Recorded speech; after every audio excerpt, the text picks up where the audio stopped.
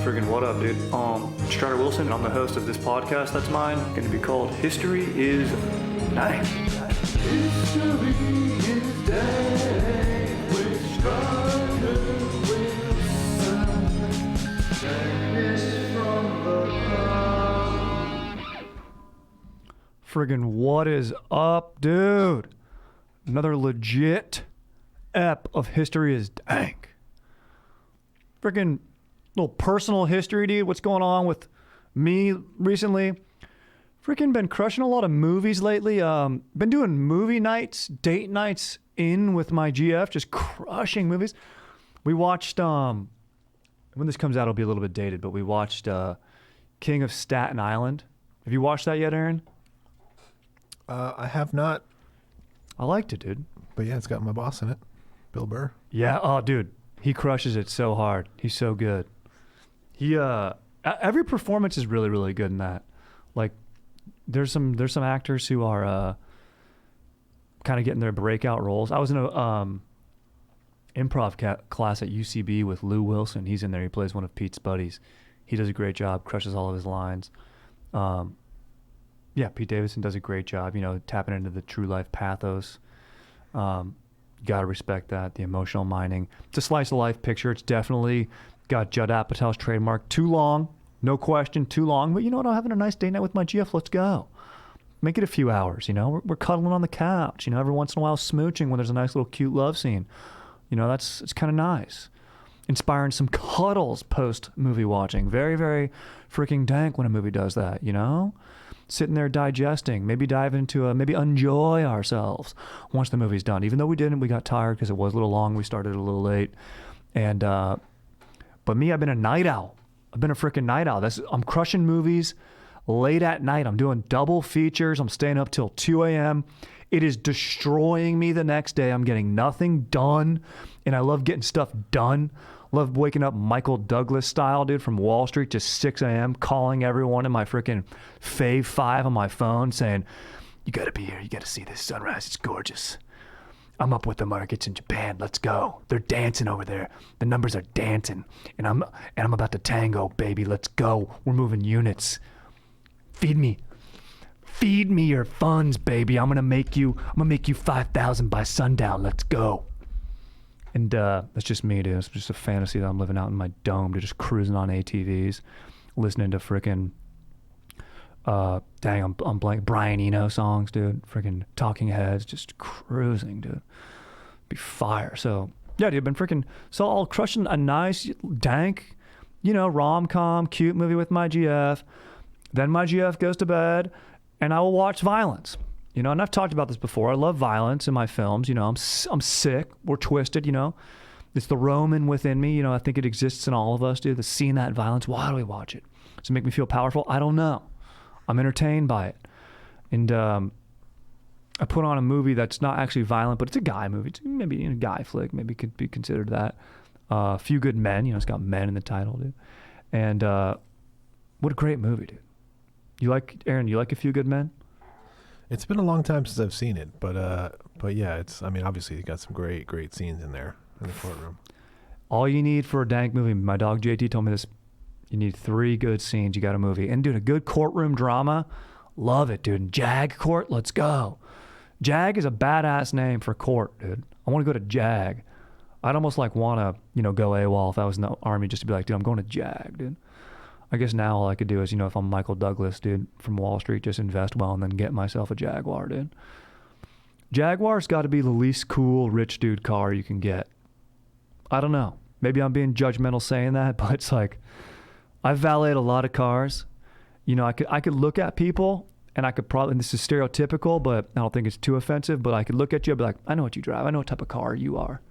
You know what I mean? Aaron, you for me, I know what you drive, so I'm biased, but honestly, I'm going to try to do my most unbiased thing. I'm like, you're a 4Runner. You're a Toyota 4Runner, and that's a good car. That's praise right there, dude. Yeah. When you look at me, what car do you think I am? You know what I drive, but I'm saying my personality, kind of how I operate. I don't know that I know what you drive, to be honest. But what type of car? Like, you just see me, you go, this guy probably drives what?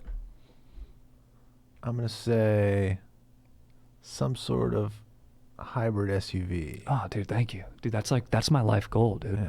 Honestly, if a 4Runner came in an SUV, like a hybrid SUV, heartbeat, I get that. Heartbeat, you know? Right now, I'm just a guy who drives a car that his mom got him long, long time ago. But I'm making moves. Let's go. You know, hand me down. It's the type of guy I am. Hand me down. But, yeah, dude. Freaking Dank movie, Dank cast, dude. Tom Cruise, that scene when he's got the baseball bat. They do that cliche thing in every movie where, like, when they're up late brainstorming and they get a ton of Chinese takeout. It's hilarious. Like, every movie has that scene.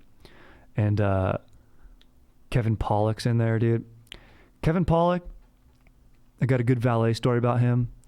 I once saw him tell a buddy a joke that was for sure rehearsed. Like, it was for sure a joke that he heard someone say, or like the dude at the dealership told him this joke and he repeated it, and he was so happy with the joke. When someone's happy with their own joke, it's a hilarious thing to witness.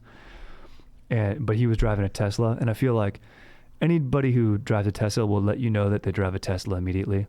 Like, it goes to 0 to 60 in, I don't know, 3 seconds, but it goes to 0 in, the owner told you they drove a Tesla in like 0.5 seconds.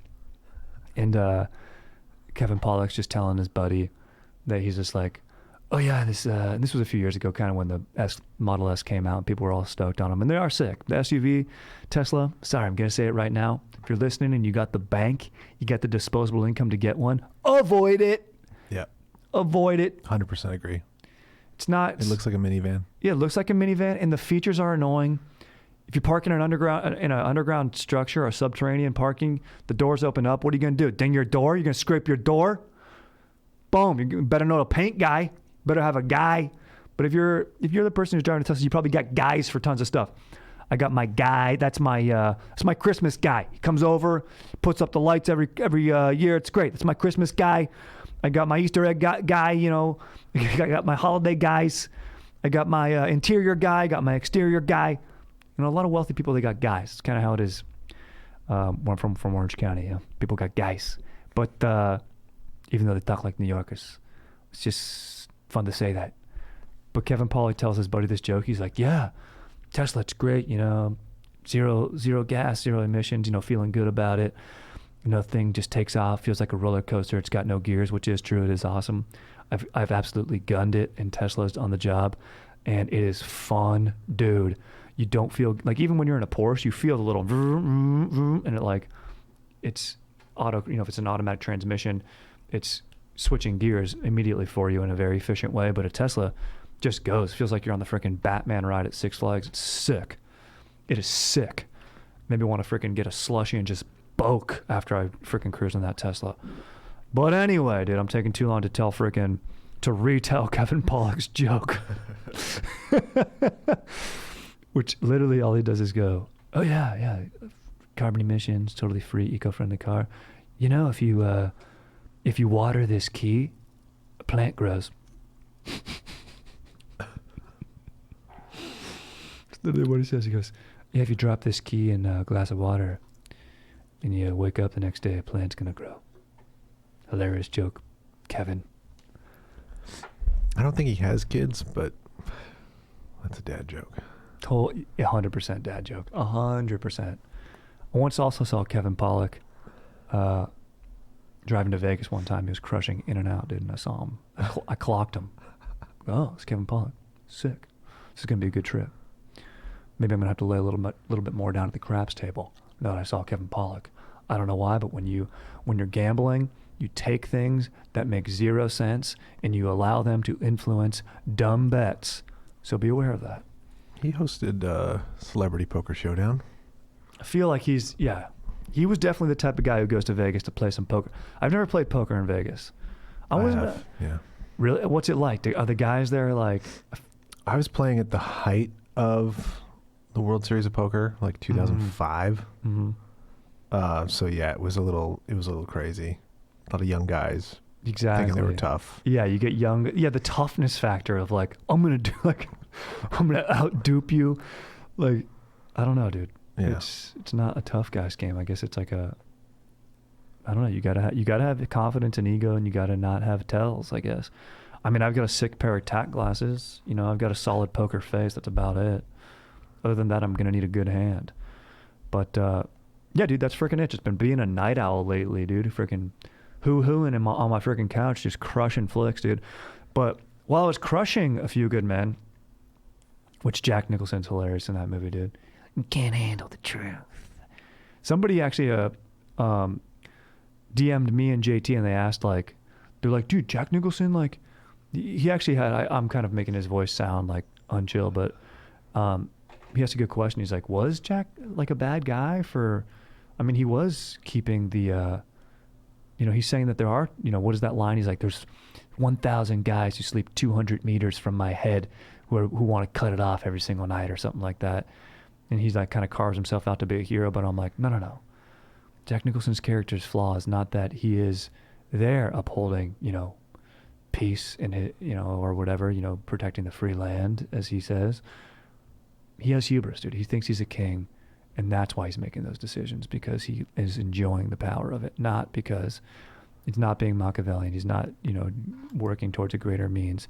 His character is taking and deriving sick pleasure from the enforcement of power, which, you know, tragically in the film resulted in the death of a innocent young soldier, and that's unchill. But today's frickin' historical share is about Guantanamo Bay. I frickin' crushed A Few Good Men, and I'm like, why do we have a base there? What's going on? Isn't this country closed off? How is that base still allowed to freaking be there? What's going on? What are they doing there? I have questions. I've done heavy research. I've watched Bad Boys 2 multiple times. In fact, Bad Boys 2, and I may have mentioned this before, is one of those movies that it's always on in the background somewhere. You know, if I'm getting my dome clipped at Sports Clips, you know, they're playing sports, but sometimes they got Bad Boys 2 on the TV. Even if they call my name, they're like, Strider, you're up next. I'm like, yo, let the next guy go. Let Nick go, who's ever next. I want to crush this next scene of Bad Boys 2. I want to watch this Humvee cruise down this mountain right now, even though I think that's a scene from Fast and the Furious 6, not Bad Boys 2. You know, I want to watch, you know, freaking, I want to get a close-up of dank lizards. I love the color saturation Michael Bay uses on his films. I want to crush Miami Vice with my dog, freaking Colin Farrell. I'm a Colin Farrell fan. I'm going to say it right now.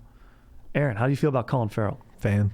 Thank you, dude. Yeah. Tigerland? Tigerland is great. One of the best movies I've ever seen. I'm not going to lie right now. It's a dank movie. I just rewatched In Bruges. In Bruges, great movie. Yeah. Dude, have you seen Lobster? I have not seen The Lobster. It's on my queue. You got to watch. Yeah.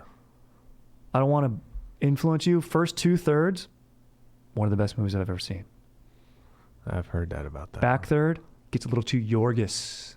Yeah. Gets a little too Yorgos. Yeah. But great, hilarious movie, dude. And I love my dog, John C. Reilly. Anyway, dude, I'm like, what's going on with Guantanamo Bay, dude? Gitmo. What's happening over there, dude? All I know about it is Harold and Kumar escaped it. 100%. I should have researched that movie for it, dude. But I was cruising some websites, I was perusing, and I was, you know what? And you know what I thought about? Chad and I did a dank Instagram story where we were smoking stogies, dude, being cigar bros for a day, which was tight, even though cigars were really not tight to smoke, dude. It's like smoke. It's like inhaling a garbage can that's on fire. And, but dude, we discovered in this Buena Vista Social Club, I think I just Googled like cigar music. And, of course, everyone knows about Cubanos, dude. And the myth was like, I remember like my dad, dude, one time, just totally highlights my dad's personality. He was like into cigars for a little bit in his midlife crisis. And he's like, I remember like I walked outside one time. He's like, hey, I was like, you smoke cigars now? He's like, it's a Cubano. You can't even get these. I got a guy, my dad, I got a Cubano guy. These things right here, look at these things. Take a good look at these things. Rolled on the thighs of Cuban women. Like, you're sick, you're a married man. My parents are divorced now. You know, I mean, that's just, maybe this was a telling sign. Anybody who's a pervert who wants their product rolled on the thighs of a woman, very unhealthy. You know, it's just the truth, though. That's what we do on this podcast. We keep it frickin' real. Had to zing my dad there. Sorry, Pops. You said it, dude. I'm sharing it. Maybe you said it in the comfort of your own home and now it's out there in the ether, but I don't know, man. I bet Kevin Pollak has said that same sentence. 100. Oh, no question. He's probably smoking it. Like, he's just evening the playing field, getting that balance, that duality, driving a Tesla, but just absolutely chiefing cigars there, dude. You just getting a Tesla, just absolutely ridden with stogies, dude. Anybody who lights up a stogie, I don't know, man. I don't know. They're just gross. It's a gross habit. I'm sorry to be judgmental. I'm sorry. Maybe it's relaxing. Maybe that's how you need to relax. The fact that Jordan's smoking a ton of cigars, dude, and the guys, like, while he's playing, yeah, it's unbelievable. Game dude. night. Yeah, dude. He's like, I had a few beers, had some stogies, played some golf. I'm ready to go. I golf. I'm exhausted. I've been out in the sun, but Jordan's an exceptional man. Anyway, dude, freaking Buena Vista Social Club, dankest. Go ahead and give them a listen. They're so dank. Their song Chan Chan, absolute fire jam. I was listening to it on the way over to record the pod today. And I'm going to give you a little excerpt right now, okay, dude? I'm going to give you a little excerpt. And I'm going to give you the Spanish. Pardon me if I butchered a little bit, but I'm going to try my best, dude. I'm just going to speak the lyrics. I'm not going to even try singing them. De Alto Cerdo voy para Mazarin. Llego a Puerto voy para Mayarí. El cariño que tengo no te lo puedo negar. Se me sale la babita. Translation. From Alto Cedro, I go to Mazarin. I come to Cueto, I go to Mayarí. The love I have for you, I can't deny you, my baby slip. A slip is also where you dock your boat. And a slip might also even be a small boat. And I think this is just dank, dude. They're just, I love that they're singing about different areas in Cuba that I didn't even know about, dude. Marcané and Mayarí. You know, I think one's a mountain and another one, if you listen more to the song, maybe a coastal port.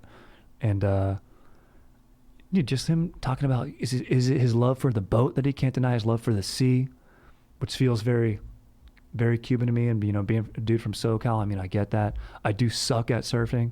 I longboard, and I will get in your way if you're out there on the water. My bad in advance. But just having that love for the ocean and, you know, and relating it to, you know, the ocean, it's no mystery in literature, is always, you know, seems to be made out to be a feminine character. And, you know, maybe it's the guys longing for the touch of a woman. It's dank. I mean, we have that dank song by Looking Glass, Brandy. Brandy wears a silver chain made of finest band from the north of Spain. I like it. Did I crush that, Aaron? You familiar with that song? No, but I'm assuming you crushed it. Thank you. Thank you very much for being very kind to me today. With that, I absolutely got the lyrics backwards. But anyway, he says, you know, it's a sailor who loves brandy, but his true love is the sea. And he knows he's got to leave her. He can't treat her right. He can't give her the love she deserves. Maybe that's what Buena Vista Social Club's singing about a little bit too. I love these universal themes. Back to Guantanamo Bay, dude. How did we get here? United States and Cuba, dude. I freaking pulled this, dude. Freaking did some research right here, dude. Cuba signed a lease granting the U.S. permission to use the land as a coaling and naval station. Apparently they were just docking coal ships there. Maybe, I don't know if there's much coal deposits on the island, but maybe somewhere in the region. Anyway, they were docking naval ships there and coal ships. And the U.S. seized Guantanamo Bay, dude. And established a naval base there in 1898 during the Spanish-American War, dude. And there was a specific battle for it, the Battle for Guantanamo Bay, go figure. 1903, that aforementioned lease was frickin' signed, dude, granting the U.S. Perpetual use, dude. It's a perpetual lease, dude. The frickin' first president of Cuba, Tomás Estrada Palma, signed that. Then in 1934, dude, there was a new Cuban-American Treaty of Relations, dude, reaffirming the lease, granting Cuba and its trading partners free access through the bay, dude. The payment from the U.S. was 2,000 gold coins, dude, per year. 1934 equivalent of 4,085 U.S. bones, dude. That's pretty cheap for an entire bay, dude. Sounds like U.S. was fleecing Cuba here, not exactly chill, dude. And maybe we're going to see more of that to come, dude. I mean, dude, you can't even 4,000 bones a year. You can't even get a dank apartment in LA. Like, you can get a decent apartment, but like, you want to live in like one of those buildings where influencers live. Like, there's this building on my GFNI street called the Dylan, dude, where I feel like your name just has to be Dylan, and like, in order to get approved for that lease, you have to have like, I don't know, at least 100K followers and a blue check mark just to live there, dude. And I mean, you can probably feel the disdain for me. I don't know why I have disdain for influencers, dude. Maybe it's because if you're influencing someone, I feel like I feel like it should be your dome, not just your lifestyle. And I feel like modern influencers just like put avocado on stuff and have ripped abs, which is tight. And I love it and I get it. And I do follow dudes like that because it's chill. And I love freaking jacked rigs and I have an appreciation for that. But I'm also like, dude, I'm just judging me, I guess, dude. I'm just hating me. You know, maybe I should just, I don't know, maybe I wish professors were influencers too. Maybe professors should have more jacked abs and put avocados on stuff and share that. Plus, you know, the theory of relativity or something, dude. I don't know, dude. We don't live in a perfect world. We don't live in a perfect world. Dudes like Dylan are going to have legit followers. Dudes like Dylan have excellent exercise routines that I try to emulate in my apartment that's not as chill as the apartment of the Dylan. It's got weird rugs and my freaking neighbor Jerry who chiefs cigs. But I guess I got to be grateful that he's not chiefing stogies. And I guess I got to be grateful that my psychotic neighbor Ignacio only thinks I'm trying to spy on him, not kill him. So he's not trying to kill me. Maybe he's just trying to spy on me. So, I don't know, dude. Maybe I've come full circle right there. All I'm saying is the lease on Guantanamo Bay was a fleece. Unreal. Little background on the Spanish-American War for those of you that don't know, and I didn't know. I had to freaking do some research here, dude. I guess the main issue was, of course, Cuban independence, and then U.S. is inserting themselves, being very opportunistic here. I guess revolts had been occurring for some years in Cuba against the Spanish rule, dude. Of course, dude, the colonials, get them out, dude. Give the people their independence. The freaking U.S. later backed these revolts upon entering the Spanish-American War. Hostilities began in the aftermath of the internal explosion of the USS Maine in Havana Harbor, leading to a U.S. intervention in the Cuban War. So that was the inciting incident. Are you familiar with this, Aaron? The explosion of the USS Maine? That was our main issue. Fire pun. I freaking love that, dude. That's what I'm talking about. That's what I'm talking about. Bringing the heat. Do you know that there was truthers? You got to know that there was truthers, just like there's 9/11 truthers that are like, no, dude, the USS Maine, inside job. You know, back in 1898, it was attributed, and probably right before that, 97 when it blew up, dude, because the war ended in 1898, although I don't know if it was a long fought war. But they said it was like a Spanish mine. Everyone blamed it that the Spanish had mines in the harbor and that the U.S. ship hit one of those mines. And it's like, we're going to war now, dude. We told you not to put those mines there. What's going on? But then in 1976, a team of American naval investigators concluded that the main explosion was likely caused by a fire that ignited its ammunition stocks, not by a Spanish mine or act of sabotage. Oh boy. So I guess the truthers in 1898 had a little inkling of truth, but it probably wasn't sabotage. It was probably just an accidental fire on one of these boats, dude. And then fuel stocks just light up, dude. And that's what happens, dude. Well, You know? William Randolph Hearst also was like super into starting that war, wasn't he? Yep. There was people there. They wanted that war because they knew there was value there. They wanted to protect, put a base there. There was U.S. businesses there and bases of operation. It's like stuff that's going on today, dude. You know, I was just rewatching some crushing movies. Jarhead, dude. Mission number 1 was to protect the oil fields there. You know, in Kuwait. You know, you often disguise. You get these bureaucratic,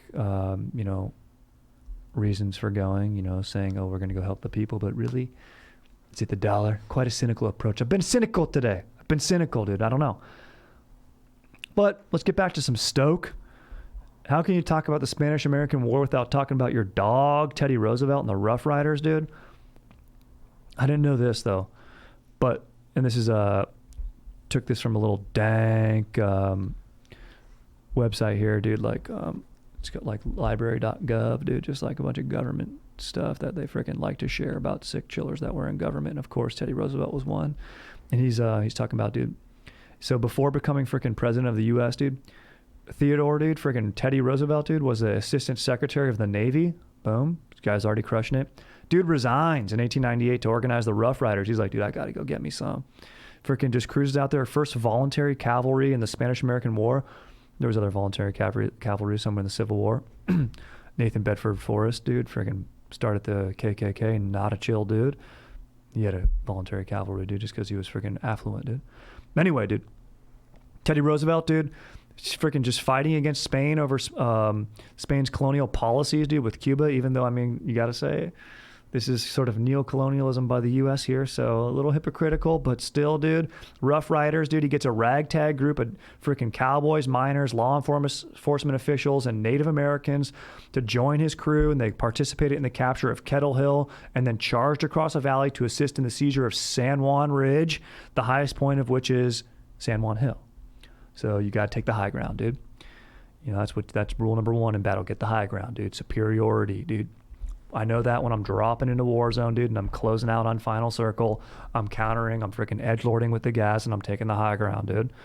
So just a little background on the Spanish-American War there.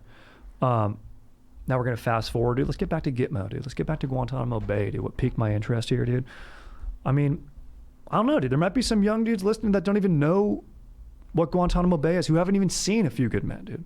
You got to crush these movies. You got to watch 20 minutes of Bad Boys 2 at least, out of respect. And you got to, anytime you hear that music cue of, it's Bad Boys 2.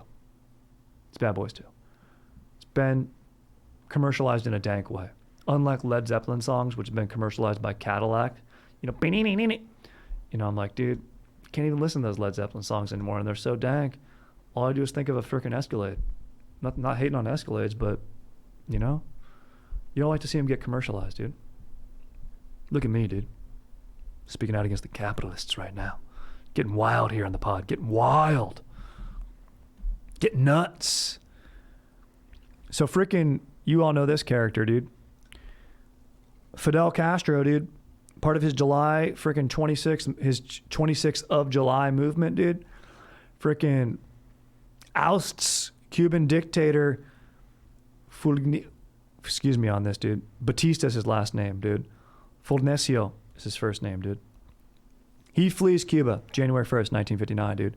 Castro takes over, dude. And, you know, America was worried about this, dude. It's Cold War era, dude. They didn't like his extreme leftist ideology, dude. They're worried, dude. I mean, we all know Bay of Pigs, things that are to come in the future, but this is 1959, dude. And it's unchill, dude. Even earlier, dude, you know, from 1934 to 44, dude, and 1952, freaking, you know, Eisenhower's over there. They're trying to find a dude that they can put there. You know, they want a puppet regime is what it would, you know, the haters would say. They want a guy down there who they know will have America's back. But, you know, is that what the people want? I don't think Castro is too concerned with what the people want. I don't think America really was, to be freaking quite honest, dude. But you know who was? Che Guevara, dude. Che Guevara, freaking legend, dude. You probably all know him from the T-shirt. Probably all know him if you've been to a hip little indie spot. You went to go see like Arcade Fire back in the day, or you went to go see freaking Emily Heller, a Broken Social Scene, dude. Just freaking rip it up on some acoustic set. And in the background, you probably saw a poster of Che Guevara somewhere in there. Okay? The guy's a ledge, dude. Who is this guy? Honestly, I should do a whole episode on Che Guevara. The guy's a beast, dude. I looked up a quote from him, and he let the man summarize himself. And he said, "I knew that the moment the great governing spirit strikes the blow to divide all humanity into just two opposing factions, I would be on the side of the common people." He's talking about, you know, communism, capitalism. So the dude's got the people's back, and I think he truly did. And he's a genius, dude. He's a physician, dude. He's a brilliant dude, dude. He addressed the UN, dude. The freaking dude, he devised and wrote out guerrilla warfare strategies, citing like, you know, ancient Greek sources and stuff, dude. He even said like the best age for someone to be a guerrilla warrior was 25 to 35. I freaking love pulling that, dude. It's because, because their minds can be made up. They've had a little more life to live. You're 25 to 35, that you're going to be fighting with your heart and your dome, not just your body. The big governments, when do they want to enlist soldiers? 18, 19. Influential age. 18, 19, dude. I was sporting a puka shell necklace, dude. I was putting freaking sunning in my hair, thinking it was tight, dude. I thought Mark McGrath was the coolest guy on the planet. He's pretty chill, but I thought he was the coolest. He's not the coolest. Influential age. That's all I'm saying, dude. I freaking think my dog JT was wearing like Charlie Sheen Nat Nass style bowling shirts with flames on them. I was wearing long cargo shorts. I wore cargo shorts everywhere. I did not need the extra pocket space. It's an influential age. 18, 19. Going to war. That's why I love Che Guevara being like, dude, I want my guerrilla fighters, I want their domes to be in the right spot. Love that, dude. Spirit, dude. Not saying that you can't be 18 or 19 and have your dome in the right spot. All I'm saying is, and there are causes to back. You know what? WW Deuce, come on. Got to take down the fascists. Freaking Che Guevara's just a legend, dude. I got to do a whole ep on him, dude. Fire quote, dude. Anyway, dude, 59, Castro takes over Guantanamo Bay, dude. Tensions are high, dude. He cuts off water and electricity to the base in 64. That was a big thing, dude. Then, we're flash forwarding through time. I mean, it's just kind of, base is chilling there, dude, Obviously, Cold War stuff, Bay of Pigs, dude, like we mentioned, dude. Freaking the 90s, base serves as a detention camp and processing center for tens of thousands of refugees from Haiti and Cuba, dude. So there's not all bad stuff going on down there, dude. They can freaking, hopefully, they're not deporting people or treating people poorly, but, if hurricane strike and stuff like that, they can use it as a staging center to aid people. But unchillness, 2002, prison camp opens for global terrorism suspects. Nearly 800 detainees have been held at the facility and roughly 100 remain today. Actually did a little more research. What up, dude? Patting myself on the back here, dude. You can actually go to New York Times, dude, and you can see it's called the Guantanamo Docket.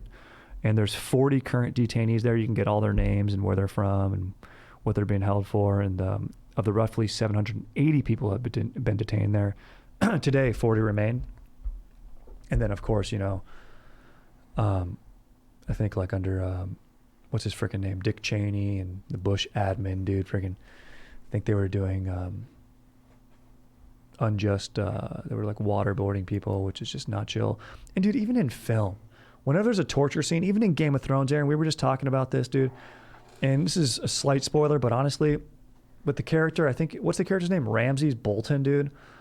Oh, yeah. That entire arc with frickin' Theon of the torture, I'm over it. When there's a torture scene in a movie, I'm over it, dude. I don't even want it. That was brutal. It's like, I don't think it works. I think like it's been proven it doesn't work. People will say when they're put under stress, they will say things that they just want you to hear because they want to stop being in pain. It's like, and then some psycho will be like, no, actually other studies have shown that it does. I'm like, it's unreliable, dude. It's unreliable. Anyway, dude, the base right now is divided from the rest of the island in a lethally enforced by landmines, concertina wire, and thickets of thorny cactus. I like that detail, dude. It's from a Washington Post thing, dude. If the mines don't get you or the barbed wire, dude, freaking cactus is going to get you. And I'm not going to lie right now. I'm joking about the cactuses, but my freaking neighbors have some dank succulents, my chill neighbors, dude, who've got a kid on the way. What up, dude? Congrats, dude. And one of their cactuses fell over because it was windy, and I just picked it up with my hand, not even thinking about it. Yeah, bro. Those cactuses hurt, dude. I'm turning back. I do not want to get a thorn from a cactus, dude. Unchill. And you can remember those mines. There's a dank scene from Bad Boys 2, which, once again, I will always preach. Watch 20 minutes out of respect for such a dank movie. Michael Bay gets a lot of flack, but he's made some of the dankest movies of all time. The Rock. Con Air. No, he did not make Con Air. He did not make Con Air? No. It's got a Michael Bay vibe. It does. It's very much a little brother to Michael Bay. Whoever made Con Air, I should look it up right now. A genius filmmaker. Give this guy whatever money he wants, give it to him. It was a Simon West, I think. Genius. He did Swordfish. Swordfish, weird movie. Yeah. That scene when Hugh Jackman's like getting a blowjob, that's how he puts him under duress. Kind of a torture scene. If you think about it, being tortured with pleasure. I take it back. It's an interesting torture scene right there. All right? Still, weird movie. Cool filmmaking, though. I remember like when they shot like that explosive going off, they like did that freeze framing showing it's like the first time I'd seen that shot. So yeah, dude, I mean, Guantanamo Bay, it's got a weird, troubled history, dude. It was seized. Then there's an unchill lease going on. Then there's using it as terrorist camp, dude. I mean, honestly, dude, if you told me there was aliens going on, dude. Sorry to interrupt. Yeah, what's up? Simon West, aside from directing Con Air, also directed the Rick Astley video, Never Gonna Give You Up. The Rick Roll video. That's amazing. Never gonna give you up. Never gonna. That's fire. Dude, a lot of directors get their starts in music videos. Yeah. So did Michael Bay. Michael and Bay. Commercials, yeah. Yeah. Spike Lee directed those old Michael Jordan commercials, dude. Mm-hmm. It's legit. So I was looking at Guantanamo Bay a little bit, and I was like, let's find out, because the U.S., like, Obama administration did, like, alleviate some tensions are there, like in 2018, but I still don't, I think you can go there now as a U.S. citizen. Before that, you couldn't. Apparently, a lot of Canadians go down there, some snowbirds, cruise down to there and get themselves a nice mojito, dude. My boy Colin Farrell, I'm a fiend for a mojito. And that freaking lady, that nice businesswoman that he's with, dude, that he's meeting, dude, love interest, dude. She's like, I know a place, dude. And then they cruise in that freaking dank cigarette-style boat, dude. Just go crush mojitos in Cuba real quick, dude. Cue the Moby soundtrack. Oh, dude, that's a fire moment, dude. Honestly, that's something that's how I'd love to travel to Cuba, dude. Go to Miami, post up in Miami, which is a dank city, and freaking just me and my GF just freaking bomb it out there on a boat, dude, and get a mojito. Stay for the night, dude. Oh, so dank, dude. Just know, I think buttons automatically come undone on your Hawaiian style shirt. Your linen shirt that you're wearing, dude. You can only wear linen when you're cruising to Cuba, dude. Freaking buttons just coming undone. The humidity undoes the buttons on their own. Fire, dude. Go down there and just choke on a Cubano. But this is from the U.S. State Department's website. So, talking about Cuba. Numerous U.S. Embassy Havana employees suffered demonstrable and sometimes debilitating injuries during their service in Havana. Affected individuals have exhibited a range of friggin' physical symptoms, including ear complaints and hearing loss, dizziness, headaches, fatigue, cognitive issues, visual problems, and difficulty sleeping, dude. We continue to investigate how the health of our diplomats and their family members was severely and permanently damaged. That's on the State Department's websites, dude. These symptoms occurred in U.S. diplomatic residence, dude, including long-term apartment at the Atlantic and at the Hotel Nacional and Hotel Capri in Havana. So there's theories that, like, I think I talked about this on a past pod where, like, oh, dude, with the Ditloff Pass incident of, like, when that, like, infrasound thing, that natural occurrence in nature that people hypothesized that it made people go crazy. And then we talked about how, like, hypothermia, and when you're near death, you're going to start, you know, doing stuff that's irrational. That makes sense. But, dude, I mean, they use sound tactics in sieges. They've used them in, like, Waco, Texas, and stuff like that for those crazy cults. And, dude, I mean, there could be some, you know, maybe the freaking Castro is just being unchill. He's being using some passive aggressive tactics, dude. Sending some frequencies that are messing with people's domes, quite literally, dude. I mean, also all these things sound like the effects of, you know, a few too many Mai Tais mojitos, and, you know, a little bit of the humidity getting to you. But I don't know, dude. Visual problems, cognitive issues, permanent damage. Nah. Sounds like something's up. Sounds like something's up over there, dude. You want to go to Cuba, dude? In case you're planning a nice little getaway, dude, avoid Hotel Nacional. This is all on the freaking government's website, dude. State Department's website, dude. It says if you experience any acute auditory or sensory phenomena, immediately move to another area. It's hilarious advice, dude. I love that direct advice. But you know what, dude? People, we sometimes need direct advice, dude. We need to be told to wash our hands. We need to be told to wear face masks, dude. Some people are like, nah, don't need to do that. Even when my GF and I were cruising out to Joshua Tree, dude, for a nice little getaway, there were some dudes riding hogs, dude. And they were just like, they saw me in my mask, they looked at me, and they kind of like, they gave me one of these like, because I had latex gloves. I was fueling up my freaking straight up 09 Hyundai Santa Fe, dude, the car that I am, dude, that my freaking mom got me my hand-me-down car, dude. Thank you, dude. And these guys looked at me, they was like, guy's wearing gloves and a mask. What an idiot, dude. Was he worried? It's not even a demographic that's going to die from this freaking pandemic. Idiot. I'm like, yeah, dude. Being sick sucks.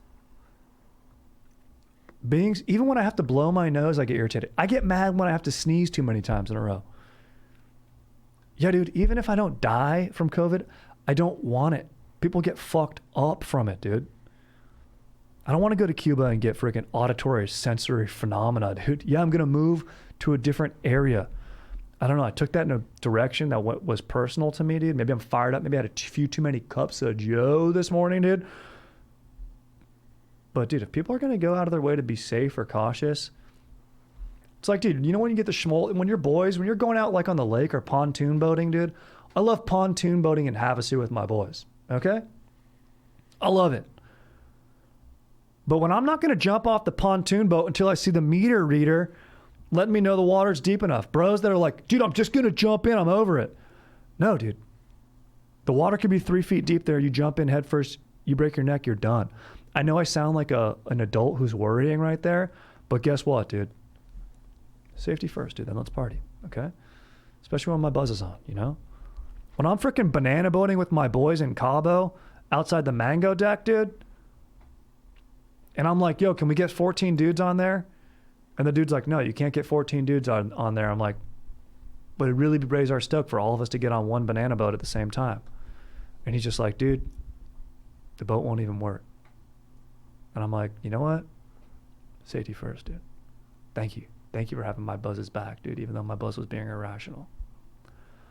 Basically, if you don't want to wear a face mask and gloves, you're acting like you're buzzed all the time.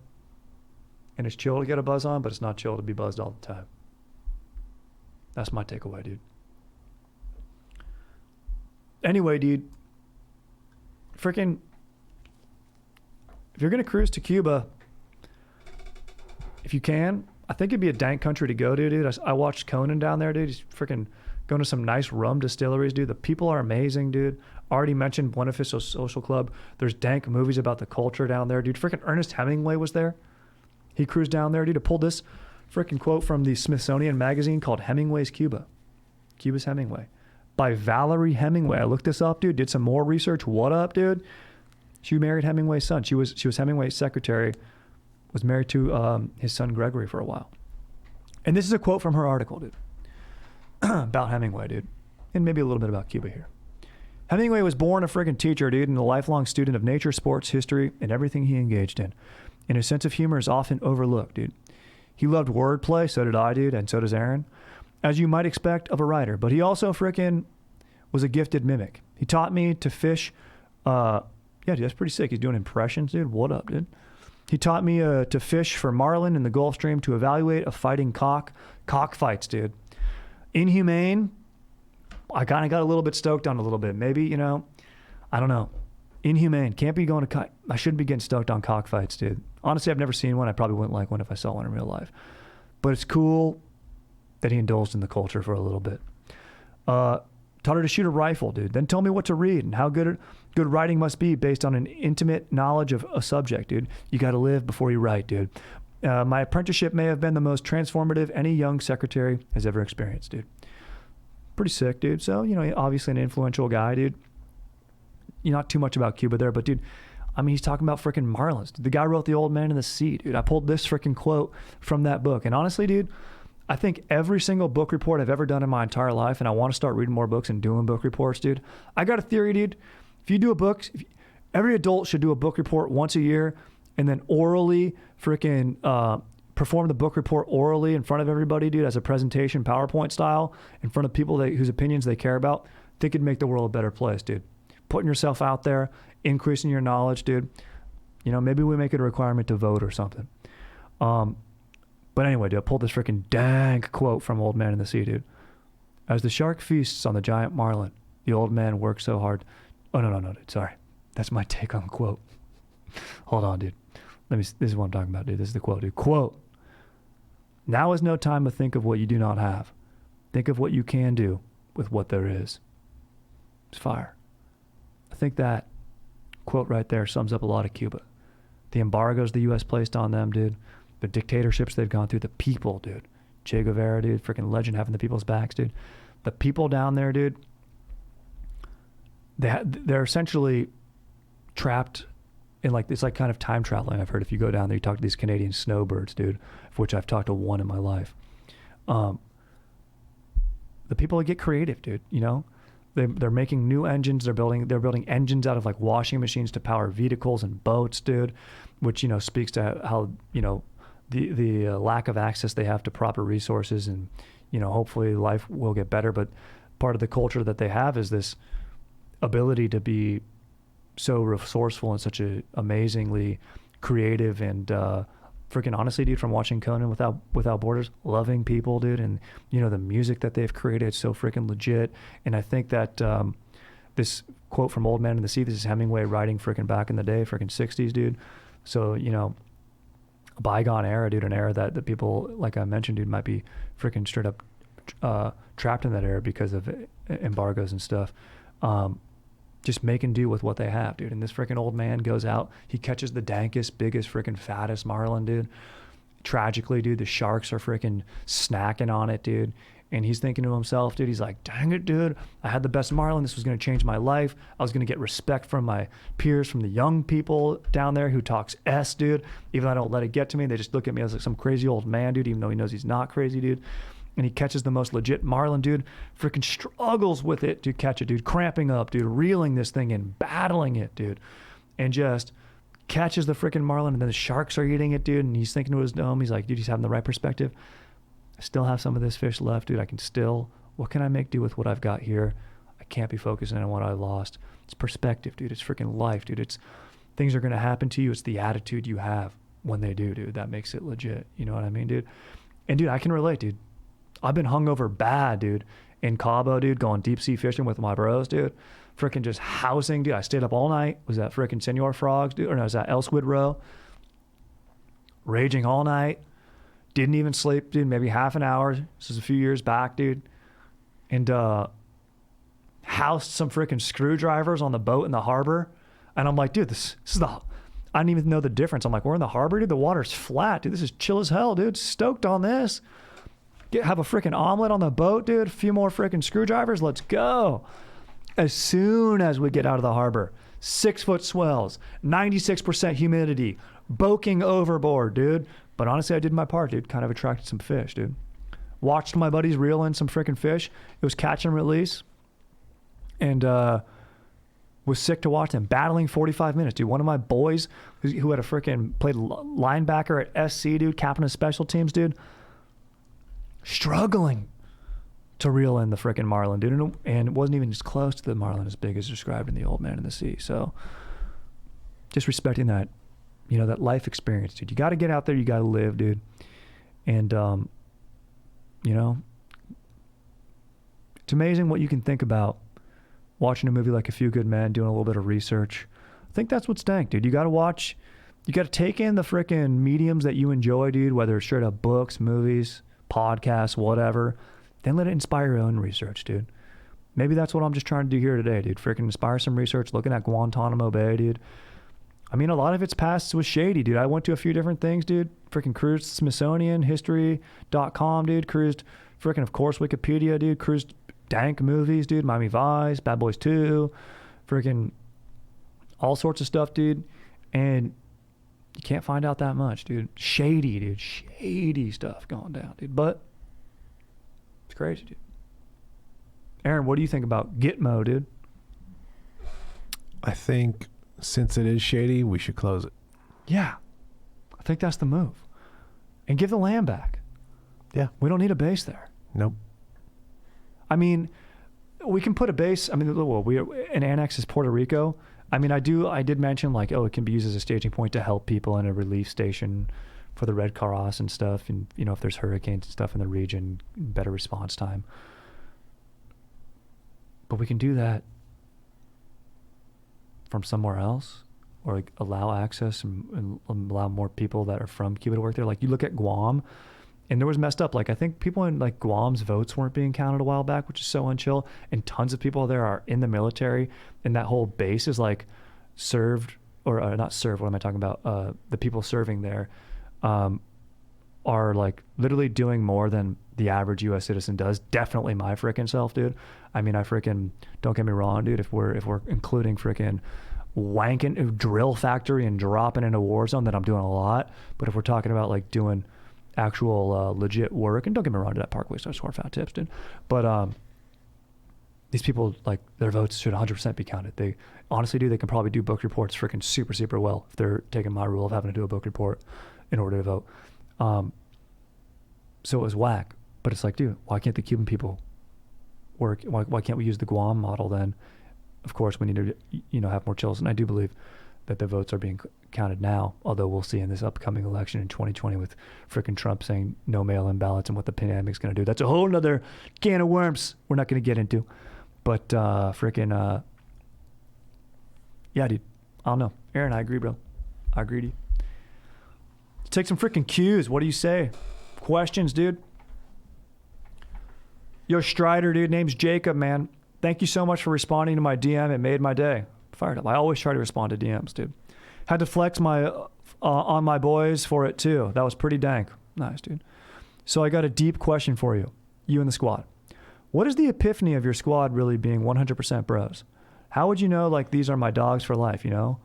Well, thanks and much love, man. I mean, dude, we kind of talked about this a little bit back on going deep, and it's like, I think it's just one of those things that you just know in your heart, you just feel it. I think as a squad, you know, and as a young dude, you can be, it's an impressionable thing, and, you know, there's wanting to fit in, dude. Like, I would be the schmoll in certain groups, you know? If there's a group of dudes who are good at surfing and can catch fat air and do have big dongs, I'm the schmoll in that group. Don't have any of those things. It'd be me trying to fit in. I wouldn't be being my true me. So I think, honestly, the epiphany is just people you can be yourself around, dude. People that you're not forcing to be more like them.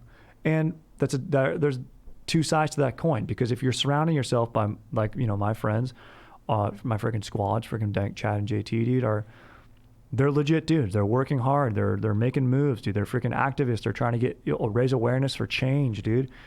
And so that I'm changing myself to try to be better and more like that. So you want to change yourself for the up. You know what I mean? You don't want to start vaping if your crew vapes and you're like, oh no, dude, I want to vape now too, because that's like what we do. It's like, no, you know, that's lowering yourself to be in your squad. You want to be freaking augmenting the freaking danker parts of your persona, and your friends should be doing that and encouraging the best out of you. Of course, you got to break each other's balls, dude. If you miss a pong shot on the freaking brew pong table, of course you got to break each other's balls. That's part of it, dude.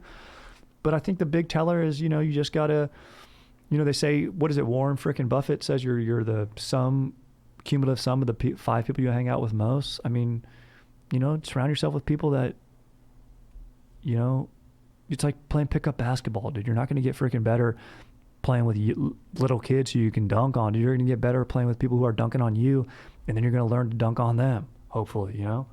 So, I mean, that's just kind of how I feel. I mean, the epiphany is not just kind of like a snap moment. It's just kind of like one of those things. And maybe it is. Maybe you're chilling on the couch and you're crushing a movie. You're watching, you know, probably Con Air, directed by, what's his name, dude? Simon West. Simon West. Did not do Swordfish. Oh, he didn't do Swordfish? That was Dominic Senna, but yeah.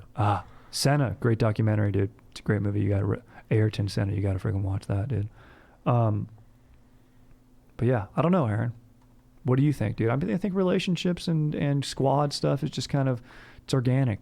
Yeah, it's organic. I mean, guys will come and go a little bit as life, takes its turns, but like you said, be yourself. That's the only way. That's the only way it's going to last. So true. You don't want to play a character your whole life. 100% true. Let's see here, dude. Can you roast my boy Trevor, please? He never hangs out with the boys and he can barely chug / do a strikeout. No, what's a strikeout? A strikeout is the thing where you... What movie was it in? Maybe Superbad? I don't remember what movie it was in. It's in a movie, dude. Maybe 21 Jump Street. Dang, I'm going to freaking kick myself for not knowing this. But it's... You take a... I sound like such a tool right now. You freaking rip a joint. Okay, that's it. I was going to say you inhale. You rip a joint and you hold it. So you go... and you hold it, and then you freaking chug a brew while you're holding it. And exhale. Exhale, and then rip a shot. Oh, my God. I believe that's what it is. I might be messing up that order, but it's all of those elements. Wow, that sounds hard. Back to back. So that's why I'm saying, dude, this guy wants me to roast Trevor. Strikeouts aren't easy, dude. I don't even know that many dudes that can do strikeouts. Like, well, I'm not going to rip someone for that. That's like me trying to rip someone for like messing up a calculus equation. Like, what are you talking about, dude? Like messing up a derivative? Like, come on, dude. Nah, that's freaking tough, dude. Yeah. Also, there's no need to multitask. Yeah. Just focus. Have fun. Exactly. Enjoy yourself, dude. Don't put pressure on, it's like, when someone wants you to try sushi. I mean, I know you're getting stoked on strikeouts and I know sushi's dank, but if someone's a steak and potatoes guy, don't force them to eat the sushi, dude. They don't want freaking sushi. Dude, we're taking you for sushi. Dude, you're going to try it. Dude, you're going to love it. No, dude, I don't like savory stuff that much. I mean, I love sushi now. My GF did get me to try it, and I didn't want to at first, and I am a steak and potatoes guy, and now I love it. She was right. But she didn't force me, dude. She let me find it in my own way. I think that's what's key, dude. So I'm not going to roast Trevor. He never hangs with the boys. I mean, if he's got a GF, he's got priorities. He's in school. I don't know, dude. Maybe Trevor's an introvert. Yeah, maybe Trevor's more of an introvert guy, and that's fine. You got to have an introvert in your squad. Someone you can open up to, Yeah, or someone who, if you ever plan a heist, he's the guy, hacking the mainframe. Correct. Aaron, 100% correct. I think everything in life can come back to and can be related to a heist crew, and how can they function the best? And I think society should emulate themselves based upon that notion. And I think you got to have the dude who knows the blueprints of the building. Maybe he's not the comms guy, because maybe the comms guy's a little more extrovert. He's always on there. But he's one of the dudes who's devising the plan, and then at some point has to come out of his shell a little bit and play a character, and he nails it. But really, he's the plan guy. He's not like the big mastermind plan guy who has all the connections. He's not Daniel Ocean, but he's the one who checks it and really makes sure everything is going on. Everything works, all the numbers add up.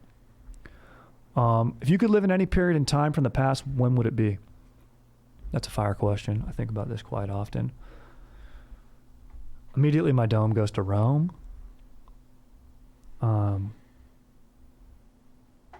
Maybe Greek times, dude. Go back to the Olympics, dude. Just watch a bunch of jacked dudes. I mean, I know I was hitting on influencers earlier, but I'd like to go to a peaceful era. Mediterranean climate is what I grew up close to in SoCal. Has a Mediterranean climate that's dank. So I'd like to maybe be like on, I don't know, Cyprus, and just freaking crushing dank. Dang, I don't know. Yeah. Egyptians were brewing beer. So there's probably IPAs existed. I think Egyptians were brewing beers from like pomegranates and stuff. So it was maybe a little more harsher in dates. But maybe I go back with my modern knowledge and I freaking brew some nice IPAs. And freaking just watch freaking powerlifting and get in on that. What about you, Aaron? See, I don't really think about going back that far, because I just feel like it's gonna smell.